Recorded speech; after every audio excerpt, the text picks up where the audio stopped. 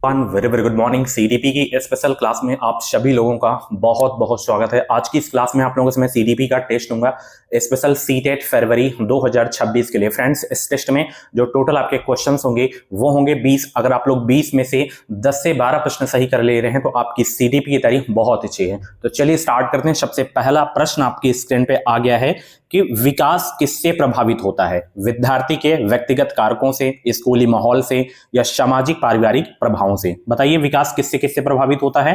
पहले का right answer देने का प्रयास करेंगे। गुड मॉर्निंग सभी को। गुड मॉर्निंग भाई। सीटेट एग्जाम को पास करना है तो अभी कभी चैनल को आप लोग सब्सक्राइब करके साथ ही बेल आइकन को ऑल पे जरूर से जरूर प्रेस कर लीजिए ताकि जो भी क्लासेस आए, अपडेट आए, नोटिफिकेशन आपको मिलता रहे।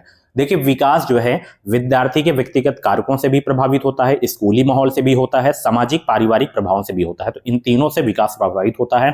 ऑप्शन चौथा आपका बिल्कुल करेक्ट हो जाएगा। ठीक है, और ये प्रश्न मैं काफी दिन पहले करा भी चुका हूं। ठीक है, तो आपका रिवीजन भी हो रहा है और जो नए बच्चे हैं नहीं किए हैं तो उनके लिए नया है। ओके, चलिए नेक्स्ट क्वेश्चन यहाँ पे अभिकथन और कारण वाला प्रश्न है। अभिकथन ए है, अभिभावकों और अध्यापकों को सुनिश्चित करना चाहिए कि सभी विद्यार्थियों के बाल्यावस्था अनुभव सकारात्मक हो। कारण आर है, बाल्यावस्था विकास के लिए एक संवेदनशील चरण है, खासकर संज्ञानात्मक और संवेगात्मक विकास के लिए। बताइए इसमें कौन सा करेक्ट हो जाएगा।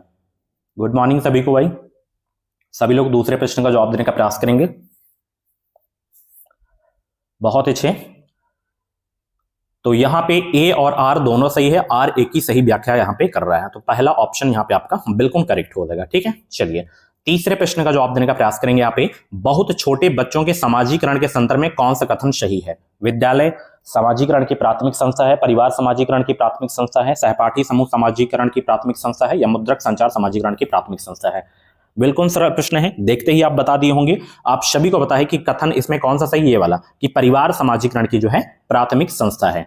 ओके, मीडिया प्राथमिक है या द्वितीयक है, कमेंट बॉक्स में जरूर बताना। ठीक है, चलिए अगला प्रश्न यहाँ पे चौथे का जवाब देने का प्रयास करेंगे सब लोग। बहुत ही अच्छा प्रश्न है कि जीन पियाजे के संज्ञानात्मक विकास के सिद्धांत के अनुसार बच्चे किस चरण पर यह समझने लगते हैं कि वस्तुओं की आंखों से ओझल हो जाने से उनका अस्तित्व खत्म नहीं हो जाता? संवेदीगामक, पूर्व संक्रियात्मक, मूर्त संक्रियात्मक और या औपचारिक संक्रियात्मक? 4 का राइट आंसर देने का प्रयास करेंगे सब लोग। बहुत अच्छे भाई, सभी लोग जवाब देने का प्रयास करेंगे। तो यहां पे संवेदी गामक हो जाएगा, पहला ऑप्शन बिल्कुल करेक्ट हो जाएगा। ठीक है, चलिए अगला प्रश्न यहाँ पे 5 का जवाब देने का प्रयास करेंगे। कंकड़ों से खेलते हुए एक बच्चा यह खोजता है कि दो कंकड़ों के दो समूह मिलकर 4 कंकड़ों का एक समूह बनाते हैं। बच्चे द्वारा किया गया यह अनुभव क्या दर्शाता है? संरक्षण, केंद्रीकरण, आत्मकेंद्रिता या वस्तु स्थायित्व? बताइए 5 का करेक्ट आंसर क्या होगा।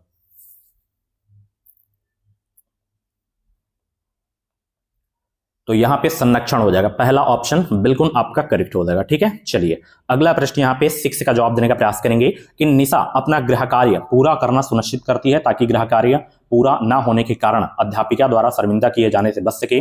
लॉरेंस कोहलबर्गे के नैतिक विकास के सिद्धांत के अनुसार इस तरह का तर्क किस चरण को दर्शाता है? पूर्व परंपरागत, परंपरागत या उत्तर परंपरागत या औपचारिक परंपरागत? बताइए इसका करेक्ट आंसर क्या हो जाएगा। इस तरह का तर्क किस चरण को दर्शाता है? ये परंपरागत चरण को दर्शाता है। दूसरा ऑप्शन बिल्कुल आपका करेक्ट हो जाएगा। ठीक है, चलिए अगला प्रश्न यहाँ पे 7 का जवाब देने का प्रयास करेंगे। लेवाइगोस्की का सिद्धांत मुख्यतः किसके विकास पर पड़ने वाले प्रभाव की व्याख्या करता है? जैविक परिपक्वता और संवेदनात्मक विकास पर, या आरोपण प्रतिरूप नैतिक विकास, या सांस्कृतिक उपकरणों संज्ञानात्मक विकास, या पुरस्कार और दंड व्यवहारात्मक? बताइए इसका करेक्ट आंसर क्या होगा।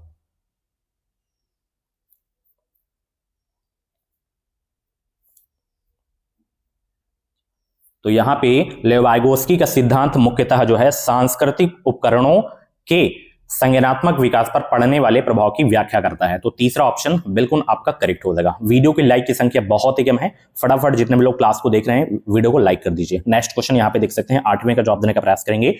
लेवाइगोस्की के सिद्धांत के अनुसार एक अध्यापिका को क्या करना चाहिए? संकेत और इशारे देकर विद्यार्थियों को उपयुक्त पाठ प्रदान करने चाहिए, या विद्यार्थियों के बीच सहभागिता और चर्चाओं पर प्रतिबंध लगाना चाहिए, या विद्यार्थियों की अधिगम प्रक्रिया में वयस्कों की पूर्ण हस्तक्षेप की प्रणाली अपनानी चाहिए, या विद्यार्थियों के व्यवहार को अनुकूलित करने के लिए बारंबार नकारात्मक पुनर्बंध देना चाहिए? 8वें का जवाब दीजिए।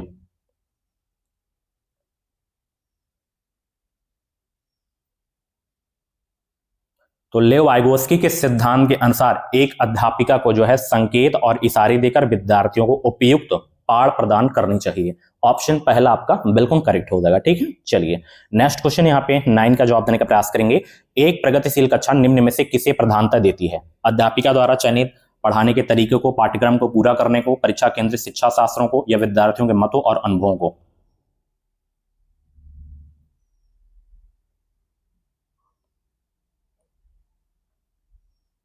एक प्रगतिशील कक्षा निम्न में से किसे प्रधानता देती है? तो ये विद्यार्थियों के मतों और अनुभवों को प्रधानता देती है। चौथा ऑप्शन बिल्कुल करेक्ट हो जाएगा। ठीक है, चलिए और भी क्लासेस आपको प्लेलिस्ट में मिल जाएंगी, तो एक बार प्लेलिस्ट आप जरूर चेक कर लेना। ठीक है, चलिए 10 का जवाब दीजिए। हार्वर्ड गार्डनर के बुद्धि संकल्पना के अनुसार निम्न में से कौन सा कथन सही है? बताइए कौन सा कथन यहाँ पे सही है? बुद्धिलब्धि किसी व्यक्ति के भविष्य में सफल होने की संभावना का सबसे सटीक अनुमान है। बुद्धि वातावरणीय कारकों द्वारा प्रभावित नहीं होती है। व्यक्तियों में विभिन्न प्रकार की बुद्धियों के विभिन्न स्तर पाए जाते हैं। बुद्धि के सामूहिक परीक्षण विद्यार्थियों के बीच बुद्धि स्तर मापने का सर्वोत्तम जरिया है। हार्वर्ड गार्डनर के बुद्धि संकल्पना के अनुसार निम्न में से कौन सा कथन सही है इसमें?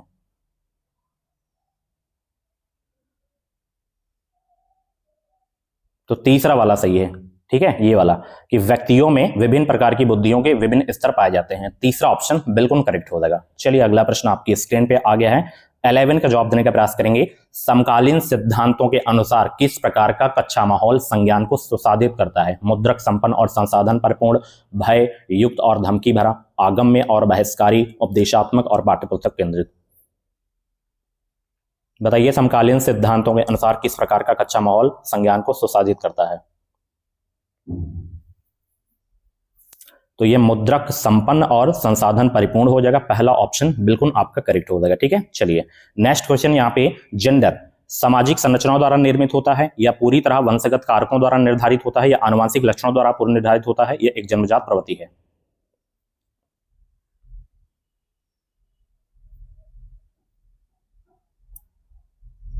तो जेंडर जो है सामाजिक संरचनाओं द्वारा निर्मित होता है। पहला ऑप्शन बिल्कुल करेक्ट हो जाएगा। ठीक है, चलिए अगला प्रश्न यहाँ पे 13 का जवाब देने का प्रयास करेंगे। जीन पियाजे के सिद्धांत में किसी वस्तु के सामने ना होने की स्थिति में चिन्हों द्वारा उसे दर्शाकर काम करने की योग्यता क्या कहलाती है? समावेशन, लाक्षणिक प्रकार्यता, प्रतिवर्ती सोच, या संरक्षण?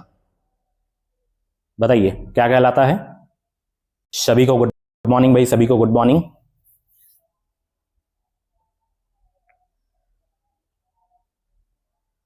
तो ये लाक्षणिक प्रकार्यता योग्यता कहलाती है। ठीक है, ऑप्शन दूसरा बिल्कुल करेक्ट हो जाएगा। नेक्स्ट क्वेश्चन यहाँ पे 14 का जवाब देने का प्रयास करेंगे। रचनात्मक मूल्यांकन निम्न में से किस लिए प्रभावी होता है? विद्यार्थियों में असफलता का निरंतर भय पैदा करने में, विद्यार्थियों के प्रदर्शन की एक दूसरे से तुलना करने में, या विद्यार्थियों के अधिगम प्रगति को समझने में ताकि उन्हें तदनुसार सहायता प्रदान की जा सके, या विद्यार्थियों में नामीकरण, वर्गीकरण और विशेष विद्यालय के निर्दिष्ट करने के लिए? बताइए करेक्ट आंसर क्या होगा? रचनात्मक मूल्यांकन निम्न में से किस लिए प्रभावी होता है? तो ये विद्यार्थियों की अधिगम प्रगति को समझने में ताकि उन्हें तदनुसार सहायता प्रदान की जा सके। ठीक है, तीसरा ऑप्शन बिल्कुल करेक्ट होगा। चलिए अगला प्रश्न यहाँ पे 15 का जवाब देने का प्रयास करेंगे। यहाँ पे अभिकथन और कारण वाला प्रश्न यहाँ पे कि एक कक्षा में अध्यापिका को विद्यार्थियों को अपने विचारों के मौखिकीकरण, चर्चा और वैचारिक बहस करने के लिए बढ़ावा देना चाहिए। कारण आ रहा है भाषा विकास और संज्ञानात्मक विकास किसी भी तरह से एक दूसरे से संबंधित नहीं है।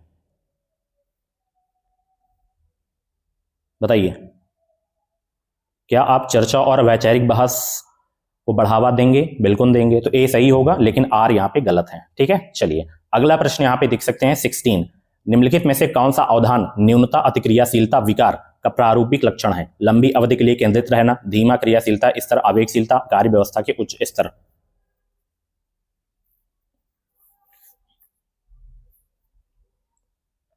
निम्न में से कौन सा अवधान न्यूनता अतिक्रियाशीलता विकार का प्रारूपिक लक्षण है? तो आवेगशीलता है। ठीक है, चलिए नेक्स्ट क्वेश्चन यहाँ पे 17 का जवाब देने का प्रयास करेंगे।